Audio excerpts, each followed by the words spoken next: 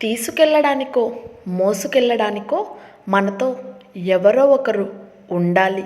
దారం లాంటి బంధం ఉంటేనే కదా గాలిపటం అంత ఎత్తుకెళ్ళేది.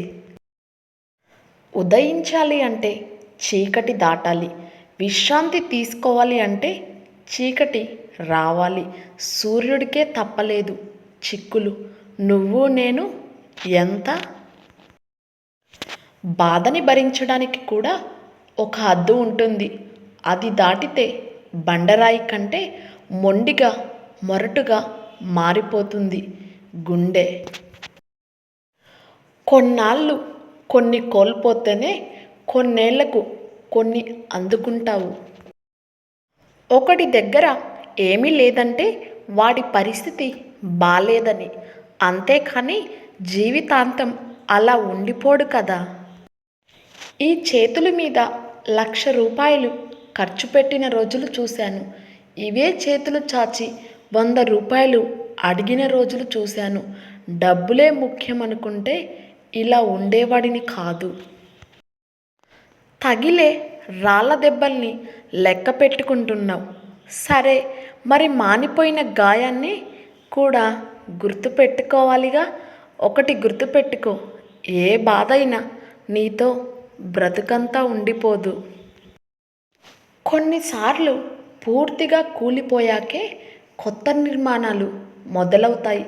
మన జీవితం కూడా అంతే.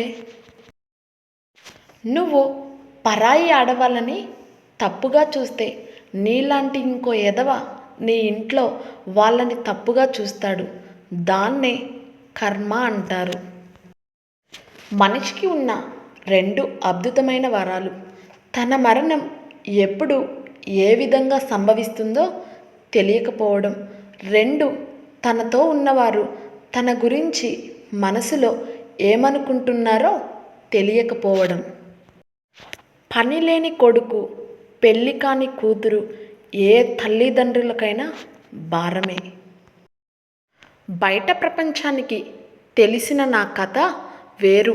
నా మనసులో నేను పడుతున్న బాధ వేరు. ఏ గొడవలోనైనా తప్పు ఒక్కరిదే ఉండదు.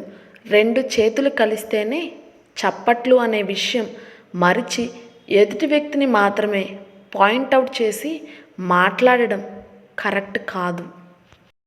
పుట్టినప్పుడు ఊపిరి ఉంటుంది కానీ పేరు ఉండదు. పోయినప్పుడు పేరు ఉంటుంది కానీ ఊపిరి ఉండదు.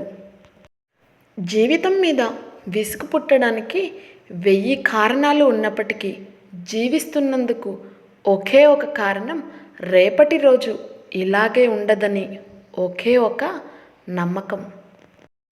తండ్రి సంపాదనను సులభంగా అనుభవించడానికి కొడుకుకి స్వాతంత్రం దొరుకుతున్నది. కానీ అదే స్వాతంత్రం కొడుకు సంపాదించేటప్పుడు తండ్రికి దొరకడం లేదు.